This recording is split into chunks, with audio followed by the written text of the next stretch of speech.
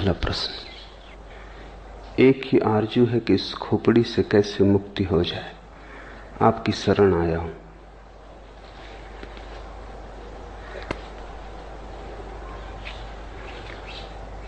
खोपड़ी से मुक्त होने का ख्याल भी खोपड़ी का ही है।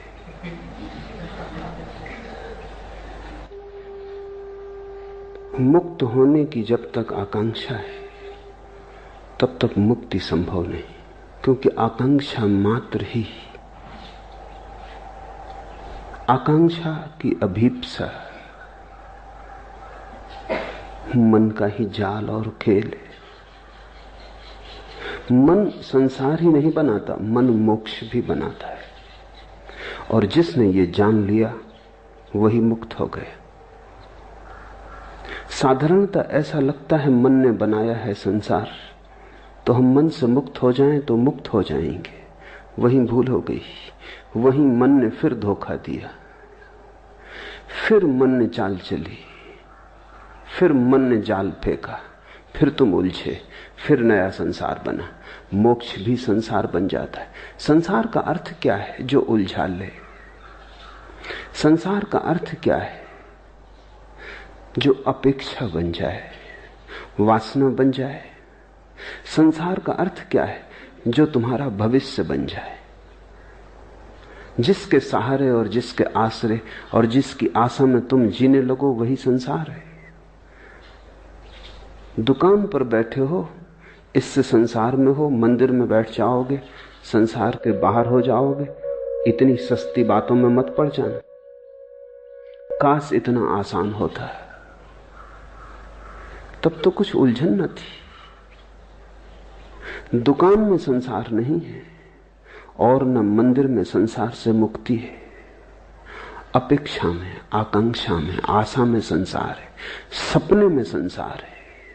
तो तुम मोक्ष का सपना देखो तो भी संसार में हो।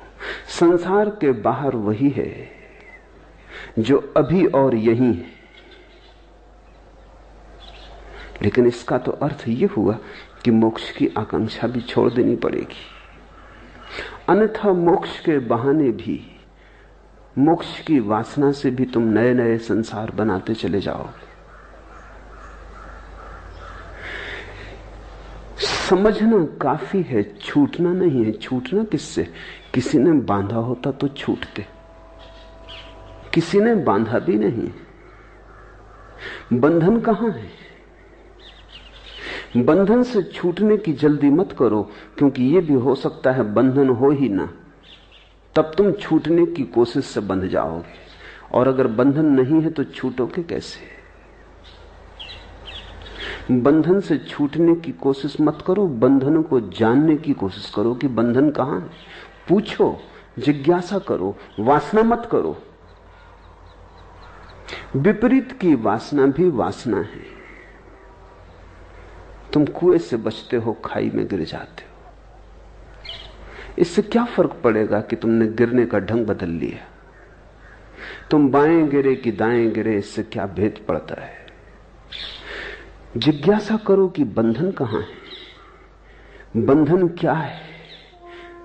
बंधन को भर आंख देखो। इसी को बुद्ध ध्यान कहते हैं, अप्रमाद कहते हैं कि बंधन को भरी आंख से देखो। तुम्हारे देखने देखने में तुम पाओगे बंधन पिघला, बंधन गया। क्योंकि बंधन तुम्हारी मूर्छा है। अगर तुम जाग के देखोगे कैसे टिकेगा?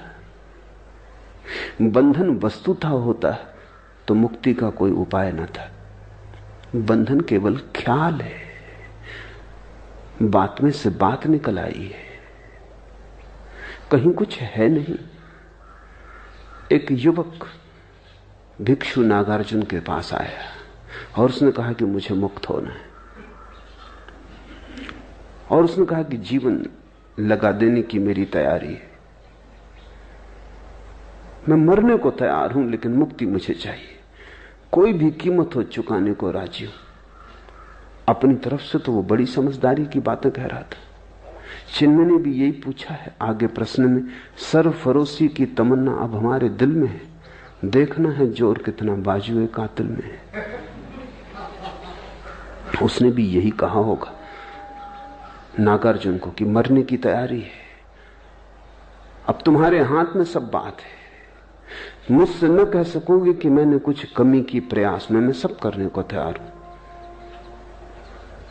अपनी तरफ से वो ईमानदार था, उसकी ईमानदारी पर शक भी क्या करे। मरने को तैयार था, और क्या आदमी से मांग सकते हो। लेकिन ईमानदारी कितनी ही हो भ्रांत थी। नागार्जुन ने कहा ठहर, एक छोटा सा प्रयोग कर, फिर अभी इतनी जल्दी नहीं मरने मारने की, ये भाषा ही ना समझेगी, यहां मरना मारना कैसा। तो एक 3 दिन छोटा सा प्रयोग कर, फिर देखेंगे।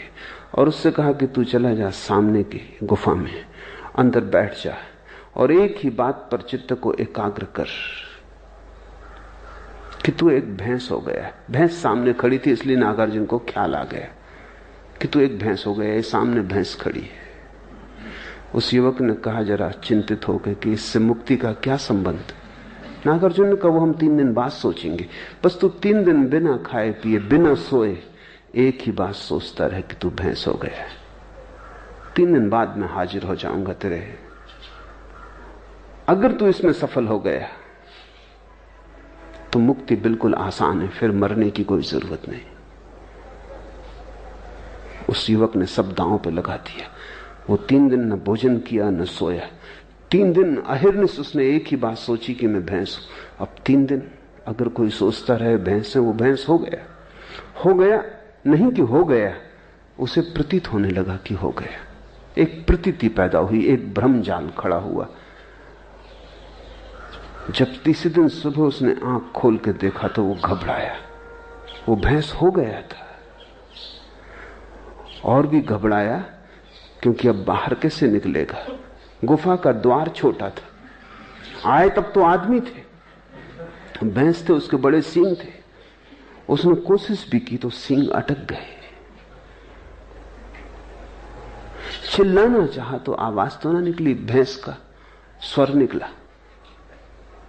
जब स्वर निकला तो नागार्जुन भागा हुआ पहुंचा। देखा युवक है, कहीं कोई सींग नहीं है, मगर सींग अटक रहे हैं। कहीं कोई सींग नहीं है, वो आदमी जैसा आया था वैसे ही है। लेकिन 3 दिन का आत्मसम्मोहन, 3 दिन का सतत सुझाव, 3 बार भी सुझाव दो तो परिणाम हो जाते हैं। 3 दिन में तो करोड़ों बार उसने सुझाव दिए होंगे। फिर बिना खाए बिना सोए। जब तुम 3 दिन तक नहीं सोते तो तुम्हारी सपना देखने की शक्ति इकट्ठी हो जाती। 3 दिन तक सपना नहीं देखा, जैसे भूख इकट्ठी होती है 3 दिन तक खाना ना खाने से, ऐसा 3 दिन तक सपना ना देखने से सपना देखने की शक्ति इकट्ठी हो जाती। 3 दिन की सपना देखने की शक्ति, 3 दिन की भूख में भी जितना शरीर कमजोर हो जाता उतना मन मजबूत हो जाता है। भूख से शरीर तो कमजोर होता है, मन मजबूत होता है। इसलिए तो बहुत से धर्म उपवास करने लगे और बहुत से धर्मों ने रात्रि जागरण किया। अगर रात भर जागते रहो तो परमात्मा जल्दी दिखाई पड़ता है, सपना इकट्ठा हो जाता है।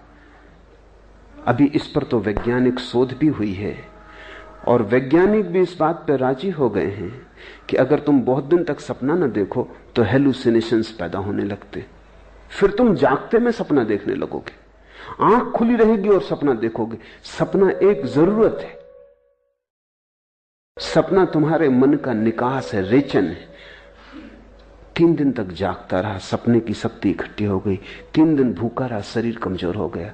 ये तुमने कभी ख्याल किया, बुखार में जब शरीर कमजोर हो जाए तो तुम ऐसी कल्पनाएं देखने लगते हो जो तुम स्वस्थ हालत में कभी ना देखोगे। खाट उड़ी जा रही, तुम जानते हो कि कहीं उड़ी नहीं जा रही, अपनी खाट पे लेटे हो, मगर शक होने लगता है क्या गया है तुम्हें। शरीर कमजोर है। जब शरीर स्वस्थ होता है तो मन पर नियंत्रण रखता है, जब शरीर कमजोर हो जाता है तो मन बिल्कुल मुक्त हो जाता है। और मन तो सपना देखने की शक्ति का ही नाम है। बीमारी में लोगों को भूत प्रेत दिखाई पड़ने लगते हैं, स्त्रियों को ज्यादा दिखाई पड़ते हैं पुरुषों की बजाय, बच्चों को ज्यादा दिखाई पड़ते हैं प्रौढ़ों की बजाय। जहां जहां मन कोमल है और शरीर से ज्यादा मजबूत है, वहीं वहीं सपना आसान हो जाता है।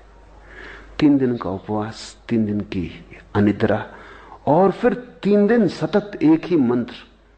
यही तो मंत्र योग है।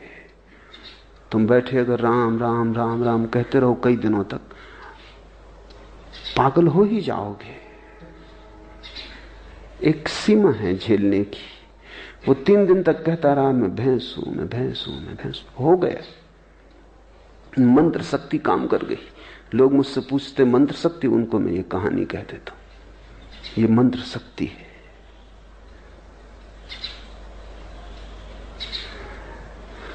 नागार्जुन द्वार पर खड़ा हंसने लगा। वो युवक बहुत शर्मिंदा भी हुआ और उसने कहा लेकिन आप हंसे, ये बात जस्ती नहीं। तुम्हारे ही बताए उपाय को मान के मैं फंस गया हूं, अब मुझे निकालो। सींग बड़े, द्वार से निकलते नहीं बनता, और मैं भूखा भी हूं, नींद भी सता रही है। नागार्जुन उसके पास गया, उसे जोर से हिलाया तो थोड़ा वो तंद्रा से जागा तो उसने देखा सींग भी नदारत है, भैंस भी कहीं नहीं। वो भी हंसने लगा। नागार्जुन ने कहा बस यही मुक्ति का सूत्र है। संसार तेरा बनाया हुआ है, कल्पित है। संसार को छोड़ना नहीं है, जाग के देखना है। इसलिए जिन्होंने तुमसे कहा कि संसार छोड़ो, उन्होंने तुम्हें मोक्ष में उलझा दिया। मैं तुम्हें संसार छोड़ने को इसलिए नहीं कह रहा हूं। छोड़ने की बात ही भ्रांत है। जो है ही नहीं उसे छोड़ोगे कैसे? छोड़ोगे तो भूल में पड़ोगे। जो नहीं है उसे देख लेना, जान लेना कि वो नहीं है, मुक्त हो जाना है। इसलिए बुद्ध ने कहा असत्य को असत्य की तरह देख लेना मोक्ष है, असार को असार की तरह देख लेना मोक्ष है। सारा राज देख लेने में। ये तो पूछो ही मत कि खोपड़ी से कैसे मुक्ति हो जाए। ये कौन है जो पूछ रहा है? ये खोपड़ी ही है जो पूछ रही है। अगर इस खोपड़ी की बात मान के चले तो इससे तुम कभी मुक्त ना हो पाओगे। जाग के देखो कौन पूछता है, गौर से सुनो कौन प्रश्न उठाता है। ये कौन है जो मुक्त होना चाहता है? क्यों मुक्त होना चाहता है? बंधन कहां है?